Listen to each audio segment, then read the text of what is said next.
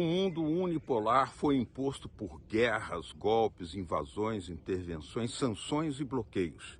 Assim, não se poderia esperar que um mundo multipolar pudesse surgir facilmente. Esses partos históricos são dolorosos. Para sepultar o regime do apartheid, foi necessário que 400 mil cubanos cruzassem o Atlântico e fossem à África fazer essa tarefa em nome da humanidade. Um mundo multipolar não surgirá sem resistências. Não bastam súplicas, argumentos justos ou diplomacia inteligente. E os meios de comunicação comerciais se agarram ao passado para impedir o surgimento de uma outra época. Porém, a humanidade necessita de cooperação, do fim das sanções e dos bloqueios. Os sinais são de que podemos estar vendo surgir o início de uma nova época. Latitude Brasil está começando. Alô, amigos e amigas do programa Latitude Brasil por Telesur. Uma boa noite a todos e todas. Grande saudação, grande prazer, alegria e responsabilidade de cumprir essa missão aqui de desvendar, decifrar todos os mistérios que cercam essa grande nação do Sul, o Brasil, nesse contexto difícil internacional, onde o conflito do leste europeu coloca novas exigências, né? Novos desafios, sobretudo do ponto de vista político, mas também do ponto de vista econômico, porque os impactos já se fazem sentir no dia a dia dos brasileiros, da economia popular, inclusive no preço do combustível, dos fertilizantes, da comida. E é para isso que nós temos hoje a satisfação, a honra de contar com um economista super especializado, que foi presidente do IPEA, Instituto de Pesquisas Econômicas Aplicadas, durante o governo Lula, Dilma, e também foi presidente da Fundação Perseu Abramo, que é a fundação do Partido dos Trabalhadores, e que tem uma larga trajetória de compromisso com as lutas populares no Brasil, que é o Dr. Márcio Postman, a quem dou as boas-vindas, agradecendo por ter aceito o nosso convite. Muito grato pela oportunidade, mais uma vez, Beto. Sabe que é sempre uma grande satisfação poder ter um diálogo com você e a todos que acompanham essa oportunidade sempre oferecida por você e a Sul, do ponto de vista do conhecimento, das informações, especialmente quando estamos vendo um alinhamento talvez inédito da mídia ocidental, oferecendo apenas e tão somente uma visão de mundo. Então, você tem um papel muito importante, o que eu gostaria de destacar e agradecer a oportunidade. Pois é, professor Postman, como é que nós poderíamos tentar já dimensionar o tamanho dos danos que se farão sentir sobre o dia a dia dos brasileiros? Por exemplo, São Paulo é conhecida como a cidade que tem o maior número de pizzarias no mundo, e o preço do trigo, do fertilizante, da massa do pão, tudo isso acarretará, inevitavelmente, danos se o conflito persistir lá no leste europeu. Falamos de Rússia e Ucrânia, né? Claro. O que é que pode ser previsto? Bom, é importante talvez chamar a atenção para o fato que o conflito aí, militar armado entre Rússia e Ucrânia não é o único no mundo. Nós estamos com pelo menos 16 conflitos militares abertos em várias regiões do país, do mundo, especialmente na Ásia e na África. E nenhum desses acontecimentos tem tido a cobertura midiática como atualmente vem tendo o conflito entre a Ucrânia e a Rússia. Né? Perfeito. Então, não me parece que o conflito militar teria o efeito que está tendo, não fosse a reação e, sobretudo, as sanções que estão sendo impostas, as punições que estão sendo impostas à Rússia, né? Que, de certa maneira, também não é novidade, porque nós temos vários países que já estão sofrendo punições há muito mais tempo, a começar, inclusive, por Cuba. Né? Mas não parou em Cuba, há vários outros países, a própria Venezuela, não é aqui na América Latina, mas a Síria, Afeganistão, não é? Irã, bom, Coreia do Norte, etc. O que me parece talvez importante estabelecer como uma reflexão sobre o possível efeito prolongado e profundo decorre justamente, a meu modo de ver, pelo menos, né, desta Uhum. tentativa de construção de uma espécie de Segunda Guerra Fria. Uhum. Porque, como a literatura já demonstrou, a Primeira Guerra Fria, entre 1947 e 1991, foi, de certa maneira, uma espécie de imposição vinda do Ocidente, possivelmente liderada pelos Estados Unidos, como forma de conter o avanço do socialismo soviético.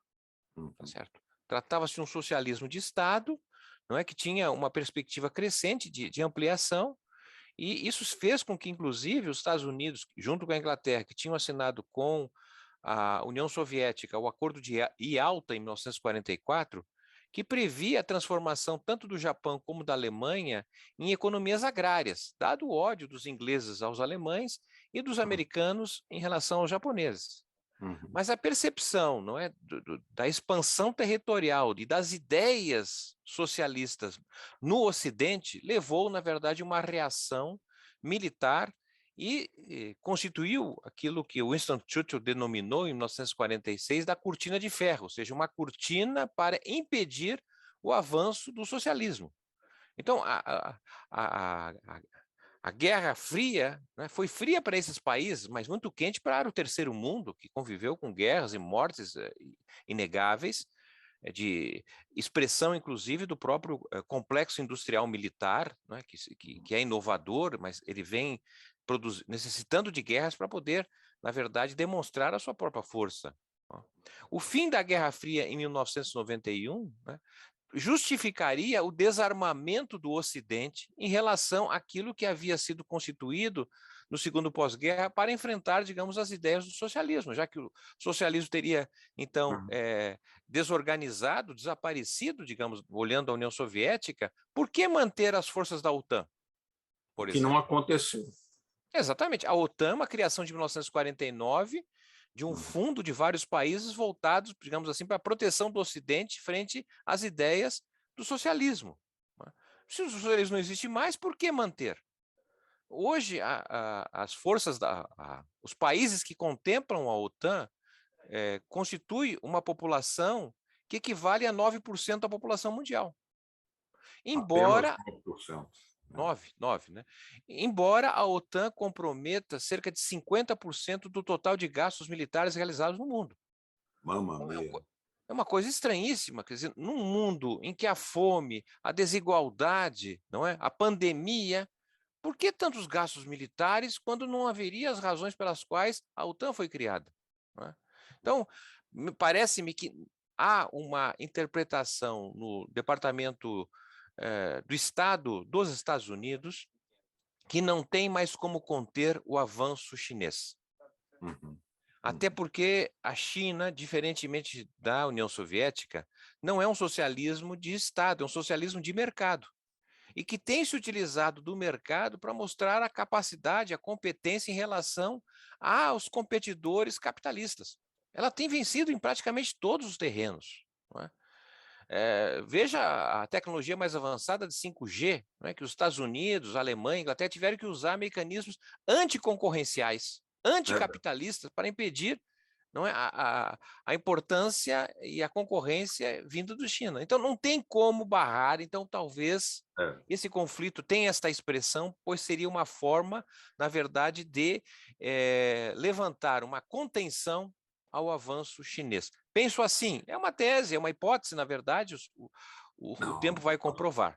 Né? bastante sólida como perspectiva de análise de um mundo que realmente tudo indica que é muito mais do que uma coisa localizada e parece que a Rússia atua também em nome de uma mudança de época, ou seja, aquele mundo unipolar construído com guerras, ditaduras, armamentos, imposições, invasões, não foi construído com flores nem com súplicas. Para ser enterrado, ele também necessitaria como tem acontecido, de uma reação da Rússia em defesa da sua segurança. Para isso está jogando tudo.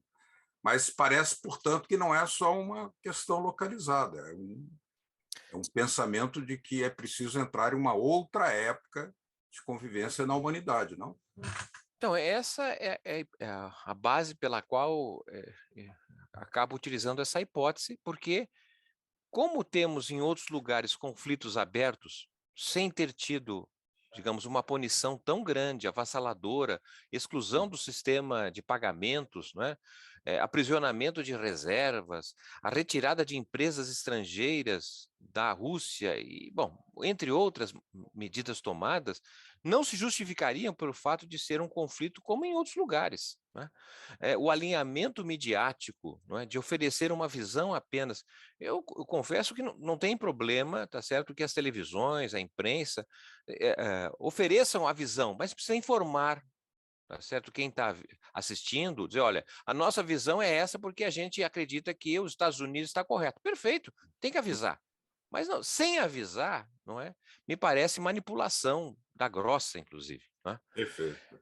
Agora, desse ponto de vista, as sanções econômicas, que mais parece uma declaração de guerra contra a Rússia, elas têm efeitos no conjunto do mundo, inclusive sobre o perfil da economia brasileira, que é o que nós começaríamos falando. Esses desdobramentos poderiam ser minimizados no perfil de governo que nós temos hoje, no modelo que nós temos hoje, desindustrializante, de redução do Estado?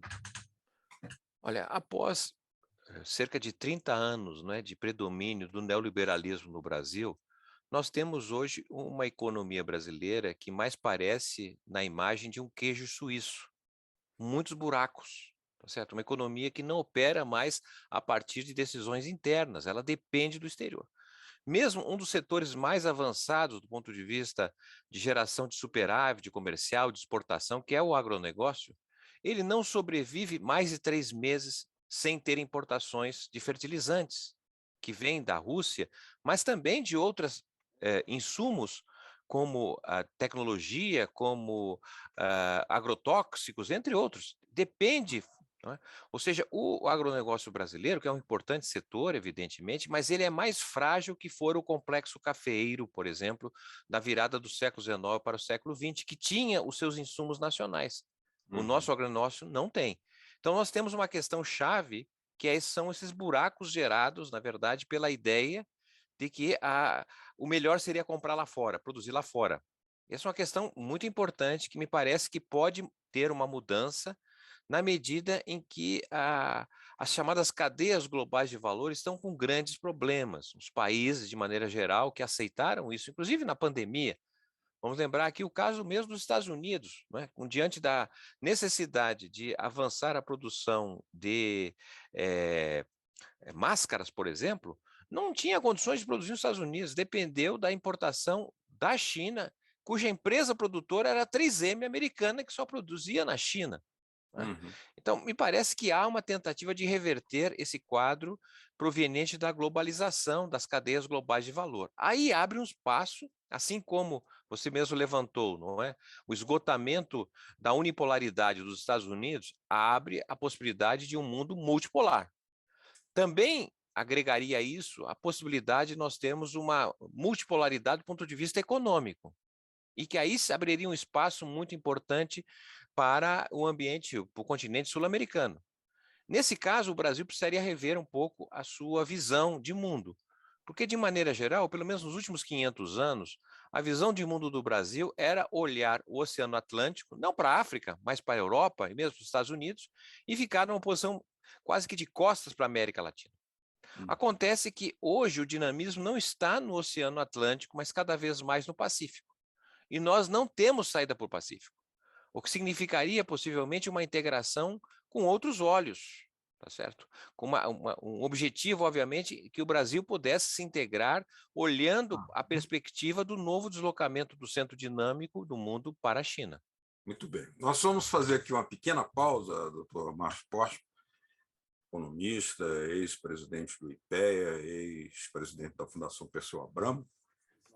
onde nós discutimos aqui sobre os impactos do conflito no leste europeu sobre o Brasil e também adjacências, né, à América do Sul, América Latina. Já já a gente volta com Latitude Brasil.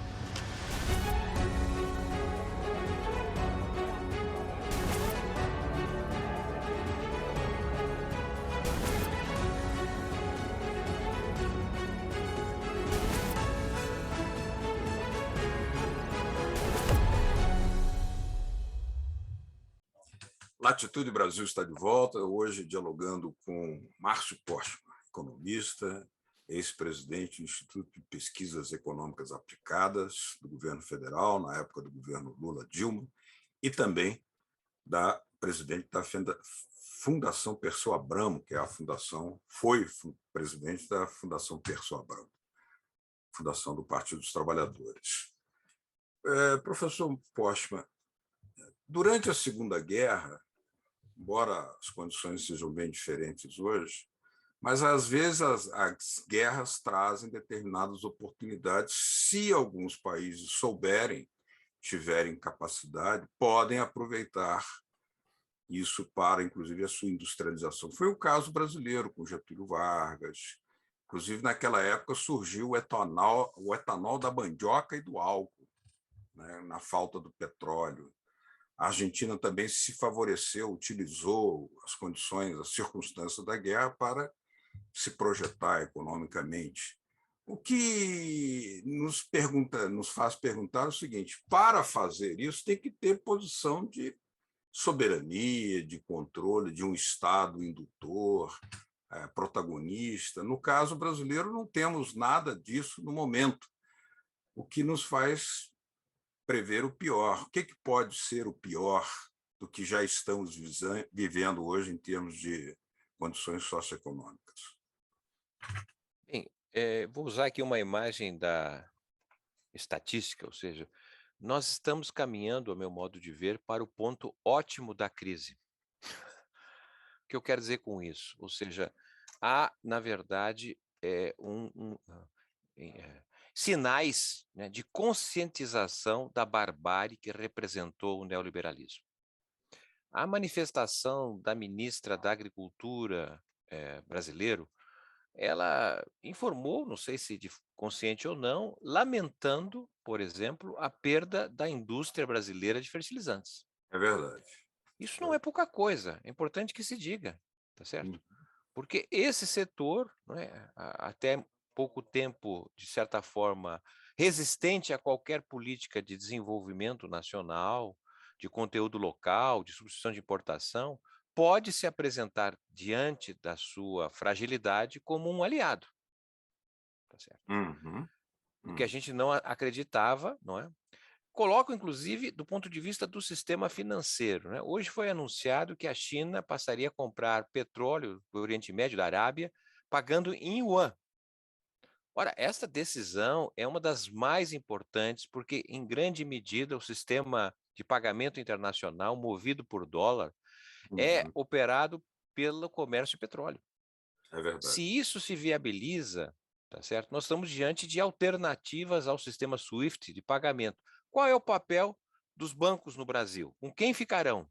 Então, nós estamos indo, a meu modo de ver, apesar da dramaticidade, da pobreza, da fome, etc., tá certo? Há questões cruciais, não é? Há uma encruzilhada histórica que o país vai ter que se decidir. Por exemplo, esse ponto ótimo da crise, imagem que você mencionou, poderia ensejar, por exemplo, a renacionalização da Petrobras, que é algo que está sendo debatido hoje dramaticamente, porque os caminhoneiros já não podem mais nem trabalhar. Mais do que isso, me parece que nós estamos diante da oportunidade que, como você bem mencionou, o Getúlio teve lá em 39 a 45. Ou seja, sem a capacidade de negociar, mas ele tinha alternativa, ou seja, ele tinha de um lado os Estados Unidos e tinha a Alemanha. Tinha o US Steel, né, a necessidade daquele momento do plano siderúrgico, mas também tinha a Alemanha que produzia. E há relatos das várias negociações que Getúlio fez com ambas as partes, até fechar, não é, com os americanos, com financiamento. Os Estados Unidos eram contra construir uma siderurgia na América do Sul, no caso o Brasil, porque quebraria o monopólio privado. Ou seja, naquele momento foi importante chamar a atenção, não é, que nós quebramos, de certa maneira, uma força do imperialismo, abrindo a construção nacional, estatal, não apenas da siderurgia, mas da Companhia Alcálise, que é a base da indústria química, por exemplo, a base da exploração de minérios, que foi a Companhia Vale do Rio Doce. Pois a gente pode, por uma questão de tempo, não vou aqui avançar, mas também aconteceu algo interessante no governo de Juscelino Kubitschek, tá certo? Depois da reconstrução europeia e feita ela com a presença de empresas americanas, as grandes empresas europeias precisavam de mais novos mercados. E Juscelino foi negociar com elas. A vinda, por exemplo, da indústria automobilística no Brasil não veio assim espontaneamente. Ela veio condicionada a internalizar a indústria montadora de veículos, mas ela não trouxe autopeça. A autopeça era capital nacional. Ela não importou insumos, porque os insumos eram de empresas estatais. Não é? Vale chamar a atenção que esse insumo estatal, a siderurgia brasileira, um caso inédito, né? Os Estados Unidos apoiaram uma siderurgia estatal, foi o que o Getúlio conseguiu, né? Exatamente. Inédito isso. E olha que o Getúlio queria, inclusive, que a própria US Steel viesse para cá, e ela não quis vir. Né? Então, a guerra cria oportunidades, eu acho que esse é o contexto animador, olhando basicamente que se nós tivermos, não é, um estadista, não é, ele poderá olhar, bom, tem os Estados Unidos, tem o Ocidente, mas tem a China, sabe, tem alternativas. E quando há alternativas, a capacidade de um país, mesmo periférico como o nosso, de se reposicionar no mundo. É nisso que eu acredito. Até também quero aqui chamar a atenção para a própria posição do presidente Bolsonaro. Ele não embarcou em nenhuma canoa. Está tendo uma posição de distanciamento que me parece recomendável nesse sentido. Não é? Então, se um cidadão com a qualidade que ele tem, não é, opera dessa maneira, imaginemos um presidente mais qualificado, tá certo? A partir das eleições desse ano, que o Brasil poderá, na verdade, recuperar rapidamente, né, o atraso que vem sofrendo já há muito tempo. E, aliás, essa posição do presidente Bolsonaro, vale lembrar que na viagem dele a Moscou, e ele foi pressionado pelos Estados Unidos para não ir, ele recebeu da parte de Vladimir Putin o apoio a que o Brasil, a soberania do Brasil sobre a Amazônia, que o Biden não quer, nem o Macron quer, o direito do Brasil a ter a energia nuclear para seu desenvolvimento e segurança, e também um assento permanente no Conselho de Segurança da ONU. Quer dizer, é um parceiro que está falando nos BRICS. Sem dúvida. Surpreendente. Exatamente. E uma coisa muito rápida, né? Até chamar atenção para o fato que a Venezuela e o Irã, né, detestável pelos Estados Unidos, passaram a ser agora momentos novos de diálogo. Então, esse conflito, mas talvez mais importante, que são as punições, né, o que está em jogo, que a gente não sabe muito bem, abre oportunidades para a América Latina, não é? Que até agora estava muito difícil, diante da posição unilateral dos Estados Unidos. Mas, para aproveitar bem, tem que ter postura soberana, tem que ter políticas de integração regional, tem que ter políticas de infraestrutura local, tudo isso que foi esmagado quando se destruiu a Unasul, por exemplo. Né? Pois é um sinal, não é, de uma espécie de desistência histórica, que resolvemos aceitar, na verdade, que nós não temos capacidade de caminhar sozinho e, por isso, uma adesão incondicional aos Estados Unidos. Na verdade, há agora uma espécie de reversão, pelo menos sinais que podem dar condições para um novo rumo. A Unasul, toda essa experiência que nós tivemos, que foi muito importante durante aí uma primeira onda dos governos progressistas na América Latina, ela, entendo eu, né, que foi muito mais uma demonstração de que a América Latina poderia por si própria, independente dos Estados Unidos. Mas penso que isso já passou esse tempo. O tempo agora é nós termos capacidade de fazer uma ampla negociação com a China. Porque a China vem entrando em vários lugares, tá certo? Por contingência, por dificuldades, sem que haja, na verdade, um diálogo sobre o futuro da América Latina diante da China. Não é? Então, Esse acho que tempo tem já passou, ou seja, o tempo agora é o tempo dos BRICS. A agenda tem que ser atualizada com novas e boas perspectivas. Exatamente. Eu acho que essa é a oportunidade pela qual essa nova onda que está se constituindo de governos progressistas, não é? Deve ser colocada nessa perspectiva. Muito bem. Professor Márcio Postman, ex-presidente do Instituto de Pesquisas Econômicas Aplicadas do governo federal, governo Lula-Dilma, e também ex-presidente da Fundação Perseu Abramo, do Partido dos Trabalhadores. Muito obrigado pela sua presença aqui, esclarecedora, em Latitude Brasil por Telesul. Obrigado mesmo. As portas estarão sempre abertas. Muito grato. A vocês que nos acompanharam, muito obrigado pela atenção. Na próxima semana estaremos novamente com um tema desse porte aqui, buscando entender em profundidade o gigante do Sul, Brasil, cheio de desafios, uma terra sempre em transe, que seja para melhor. Um abraço.